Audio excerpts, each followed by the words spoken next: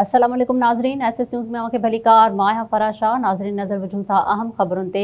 जून खां वठी मुल्क में तूफ़ानी बरसातुनि, बोर्ड ऐं लैंडस्लाइडिंग में 799 माण्हू फ़ौत ऐं 1080 ज़ख़्मी थी पिया आहिनि। NDMA पारां 26 जून खां 25 अगस्त ताईं जारी कयल अंगनि अखरनि मूजिबि बरसात में बोर्ड सबबि 7175 घर तबाह थिया आहिनि, जॾहिं त 5552 जो पायो माल फ़ौत थियो आहे। फ़ौत थियलनि में 203 ॿार, 476 मर्द ऐं 119 औरतूं शामिल आहिनि, जॾहिं त 1,60,000 खां वधीक माण्हुनि खे बचायो वियो आहे। NDMA मूजिबि ख़ैबर पख्तूनख्वा में सभ खां वधीक 497 फ़ौतगियूं रिकॉर्ड कयूं वयूं आहिनि, जॾहिं त पंजाब में 165, सिंध में 55 ऐं बलूचिस्तान में 24 ॼणा फ़ौत थिया आहिनि।